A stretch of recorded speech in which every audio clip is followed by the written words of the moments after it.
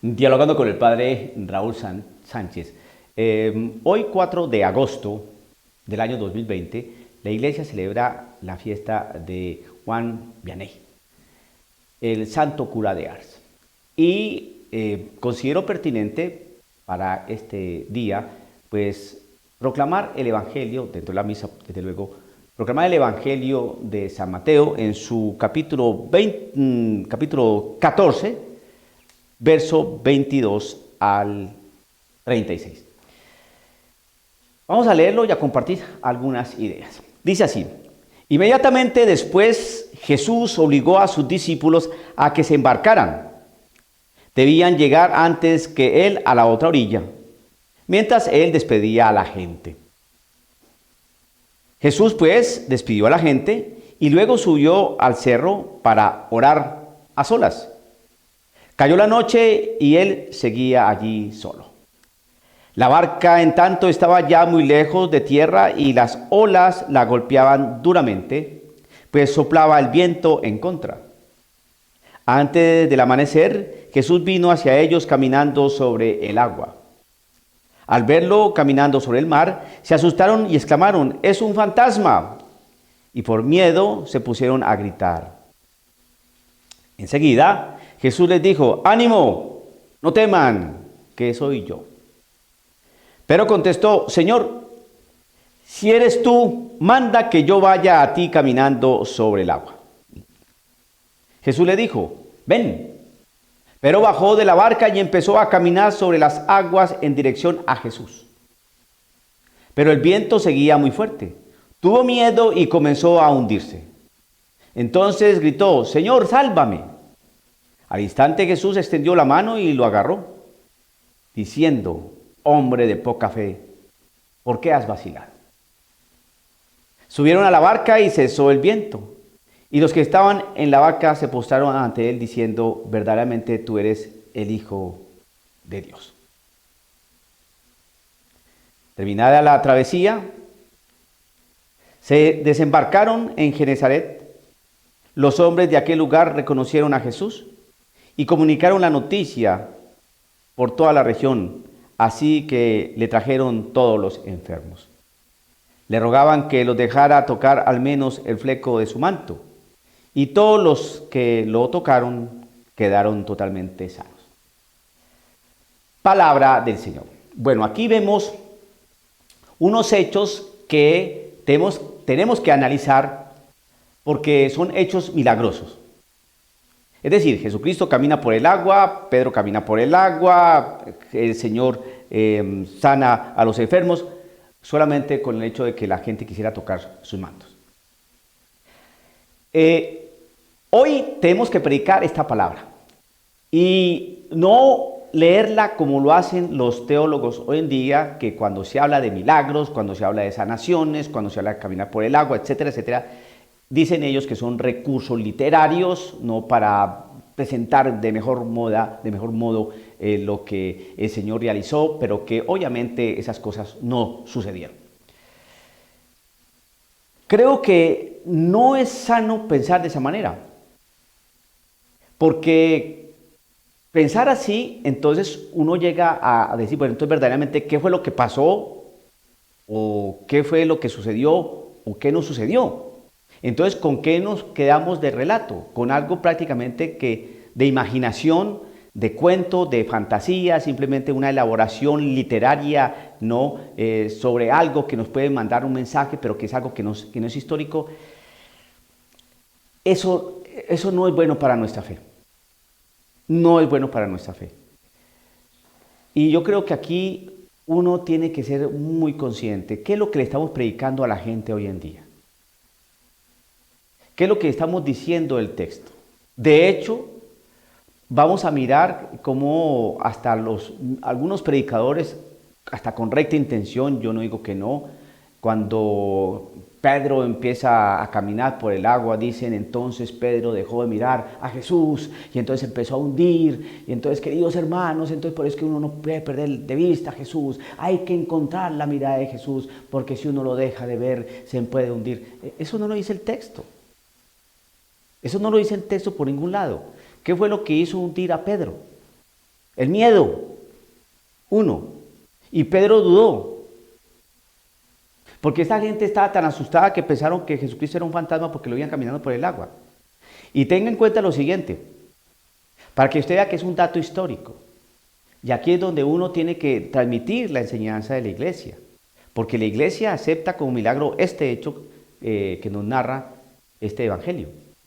Están tan asustados que creyeron ver un fantasma. Resulta que esta gente estaba acostumbrada a lidiar con este tipo de cosas en el mar. Eran pescadores. Habían pasado muchas veces tormentas. Habían visto muchas cosas extrañas. Eran hombres valientes, fuertes. Entonces, dice aquí el texto, Jesús vino hacia ellos caminando sobre el mar. Al verlo caminando sobre el mar, se asustaron y exclamaron. Es decir, que estaban asustados. Se asustaron. Hombres recios, rudos, acostumbrados a este tipo de cosas, a tormentas, a estar en la barca, lidiar por la noche, pescar, todo ese tipo de cosas, olas, cosas de estas. Se asustaron, o sea que sí vieron algo allí. Y se asustaron tanto que exclamaron, es decir, gritaron, ¡es un fantasma! O sea que piensen en la realidad de orden histórico. Hombres valientes, hombres recios, hombres rudos, acostumbrados a este tipo de cosas, tormentas, aguas, olas, ¿no? Pero vieron allí algo raro, distinto a lo que acostumbraban ver cuando estaban en la barca. Vieron a alguien caminar. Primero, segundo dato. Al verlo caminar sobre el mar, se asustaron y exclamaron, ¡es un fantasma! Y por miedo se pusieron a gritar. Oiga pues esta experiencia tan fuerte de estas personas. Sigue diciendo el texto, enseguida Jesús les dijo, ánimo, no teman que soy yo. ¿Reconocieron la voz? Ánimo, no tengan miedo que soy yo. Pedro contestó, reconocieron la voz. Jesucristo dijo, ánimo, no tengan miedo que yo soy Jesús, su maestro. No. Ánimo, no tengan miedo que soy yo. Pedro dudó, pero Pedro se atrevió a decir algo. Pedro contestó, Señor, si eres tú, no eres un fantasma, pero dices que eres tú. Si eres tú, manda que yo vaya a ti caminando sobre el agua. Si eres tú. Eso es duda. A ver, si eres tú, entonces que yo camine por el agua. A ver si es que te está caminando por el agua y si soy yo, que yo camine hacia allá también. El Señor Jesucristo dijo, ven. Pedro bajó de la barca y empezó a caminar sobre las aguas en dirección a Jesús. O sea que caminó. Pero el viento seguía muy fuerte, tuvo miedo y comenzó a hundirse.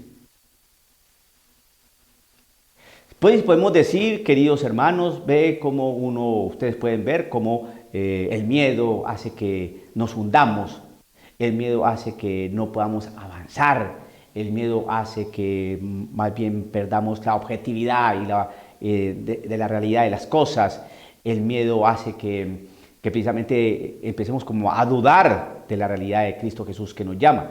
Sí, podemos decir eso, y el miedo puede producir todo eso.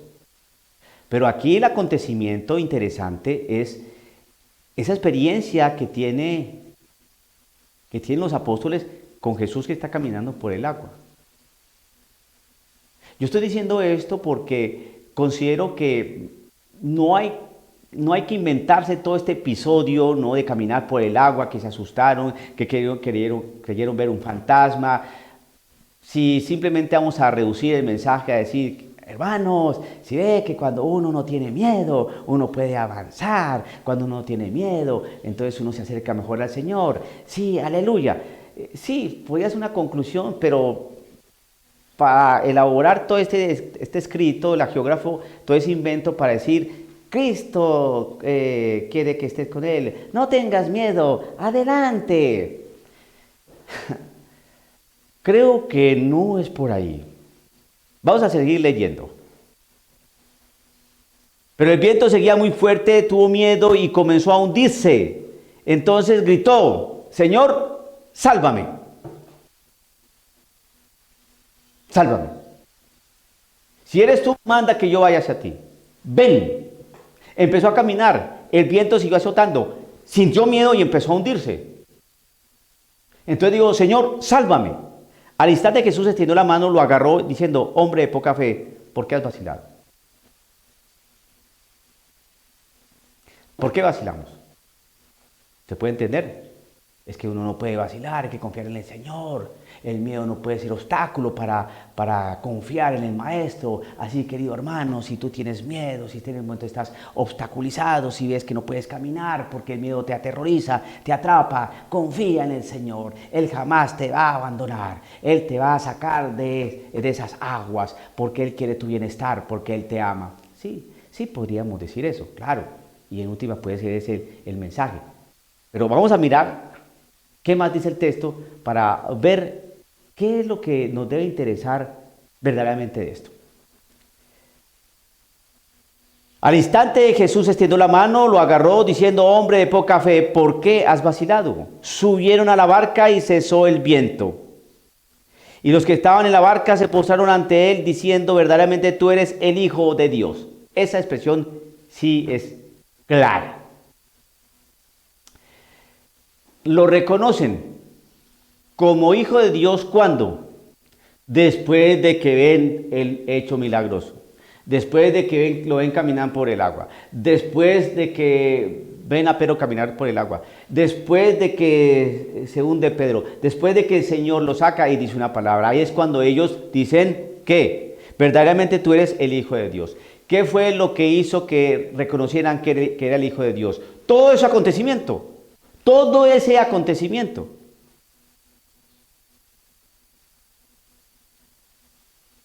No que sacó a Pedro del agua. No que les dijo: hombres de poca fe, ¿por qué han dudado? No. Cuando el Señor subió a la barca, cesó el viento. 1. Lo vieron caminar por el agua. Empecemos. Lo vieron caminar por el agua. 1. 2. Vieron caminar por el agua a Pedro. 3. Cesó el viento. 3 acontecimientos que reunidos muestran algo. Y por eso dicen: verdaderamente tú eres el Hijo de Dios. Terminada la travesía, desembarcaron en Genezaret. Los hombres de aquel lugar reconocieron a Jesús y comunicaron la noticia por toda la región. Así que le trajeron todos los enfermos, le rogaban que les dejara tocar al menos el fleco de su manto, y todos los que lo tocaron quedaron totalmente sanos. Estos hechos no podemos atribuirlos simplemente a recursos literarios para poder lanzar un mensaje. Entonces uno dice: pues si así como podemos utilizar recursos literarios pero que no son ciertos, ¿para qué eso? ¿Para qué utilizar esos recursos literarios? Pues así como puede ser falsos lo que esos recursos literarios, es decir, caminar por el agua, Jesús caminó por el agua, Pedro, la tormenta se calmó, y tocar el manto de Jesús y muchos fueron sanados. Pues todo eso, ¿para qué? Al fin y al cabo, ¿qué es lo que nos van a enseñar? ¿Qué es el mensaje que queda? Nosotros no podemos ser ingenuos en el día de hoy. Esta gente reconoció y dijo: verdaderamente, ¿no? Tú eres el Hijo de Dios, es porque vieron todo eso. Reconocieron a Jesucristo como alguien distinto, alguien que cambia la vida, que transforma, que sana, que quita el miedo, que calma tempestades, que hace entrar en calma. Eso no son simplemente, puede ser recursos literarios para decirnos todo eso, no son acontecimientos históricos, porque entonces si no es así, llega uno a pensar entonces qué es lo que es cierto en la Biblia y qué no. Y resulta que eso nos lo vienen a enseñar son los teólogos modernos. Hasta el siglo XVIII, XIX, todavía se creía en eso. Fue a finales del siglo XIX y principios del siglo XX cuando todas estas realidades de la Sagrada Escritura son puestas en entredicho, y hoy más que nunca. Creo que no es sano pensar de esa manera, y nos lanzan palabras que, como en aquella época no había grabadoras, y como no sabemos exactamente qué dijo Cristo Jesús, entonces uno pregunta exactamente, como no sabemos exactamente qué dijo Cristo Jesús, entonces ¿por qué ahora sí tenemos que hacerle caso a lo que dicen los nuevos teólogos si exactamente no sabemos qué dijo Cristo Jesús? Entonces, como no sabemos exactamente qué dijo Cristo Jesús, porque no había grabadoras, entonces ¿por qué le tenemos que hacer caso a los teólogos modernos que sí nos dicen que sí hizo Jesús y que no hizo? Por Dios santo. Estamos viendo una realidad en nuestra iglesia que la gente todavía como que no se da cuenta que el demonio está ahí haciendo un circo con la palabra del Señor, que está haciendo entrar en duda a la gente. El demonio sí, pero lo mismo en la misma iglesia dicen no, que no hay demonio. El mismo que dijo que no sabemos qué dijo Jesucristo porque no había grabadoras, es el mismo que dijo que el demonio es una realidad simbólica. Prelados de la iglesia, gente importante de la iglesia, clero. Voy a decir algo que no me gusta manejar mucho, soy bastante prudente en este tipo de cosas, porque yo me guío más por la revelación pública, es decir, la verdad revelada de nuestro Señor Jesucristo en la tradición y en la Sagrada Escritura, que por las revelaciones privadas, sin desecharlas, ni más faltaba, sin desecharlas porque hay unas aprobadas por la iglesia y yo acato y me someto a eso, ¿no? Pero sí a veces creo que cuando uno escucha, por ejemplo, a Akita Japón, cuando uno lee a La Salette, hablan que va a haber una situación muy compleja en el clero y que hay una apostasía desde el vértice y que va a haber enfrentamientos de cardenales contra cardenales y obispos contra obispos, y yo creo que eso lo estamos viviendo.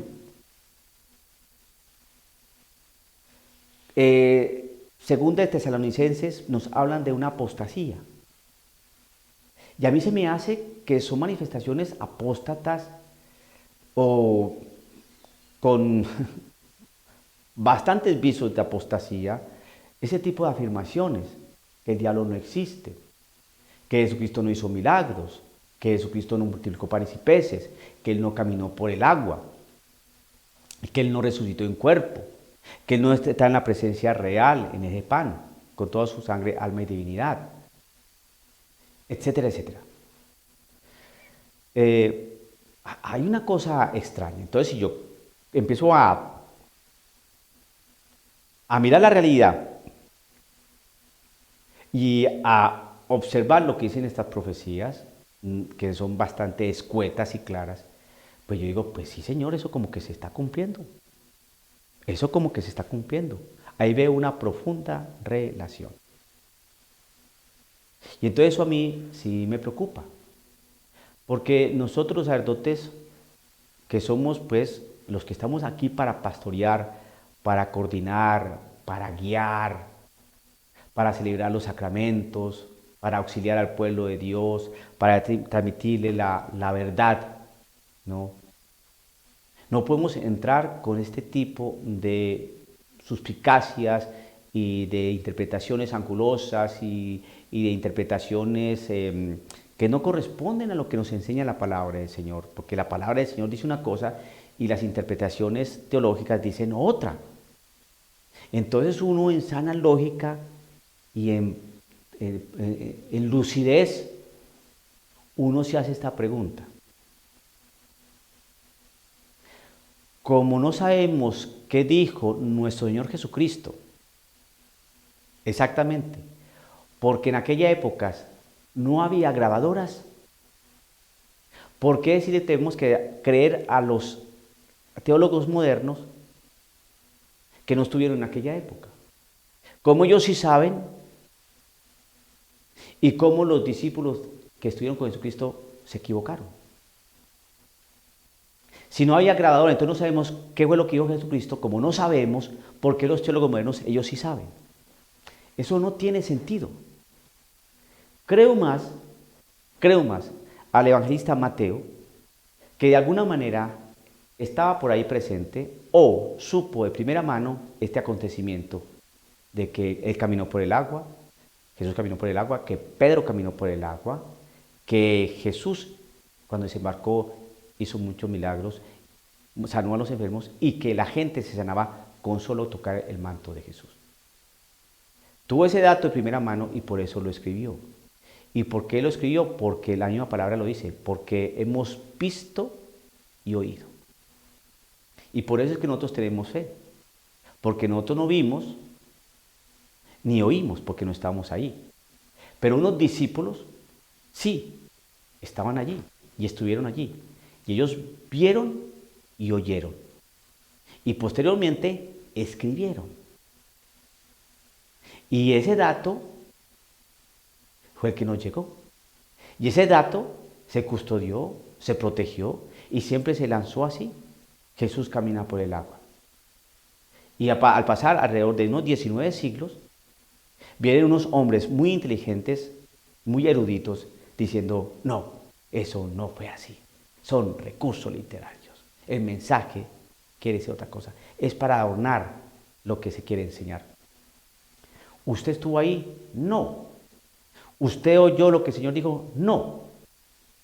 ¿Usted vio cuando Jesucristo caminó por el agua o no caminó? No. Entonces, ¿por qué ahora usted viene a decirnos que eso no fue así? Entonces, ¿qué hacemos con lo que nos dicen los apóstoles? Que ellos sí vieron y oyeron. Entonces, quiere decir que entonces no sabemos si ellos vieron o oyeron.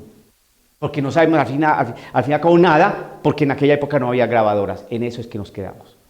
No podemos ser tan ilusos, queridos hermanos. ¿Sacamos conclusiones de este texto? Entonces vemos que, sí, podemos sacar el mensaje, el fin y al cabo, el que le da miedo, Jesús siempre está allí, lo va a sacar de sus profundos temores, ¿no? Porque Jesús es Dios. Verdaderamente, dice la palabra, verdaderamente tú eres el Hijo de Dios. Y podemos llegar a esa conclusión, sí. Pero para poder llegar a esa conclusión hay que creer en lo que nos dice el texto. Jesús caminó por el agua, Pedro caminó por el agua, la tempestad fue calmada, la gente fue curada y los que tocaban el manto de Jesús también se sanaron. Esa es la fe de la iglesia, que nosotros profesamos cada domingo. Dialogando con el padre Raúl Sánchez.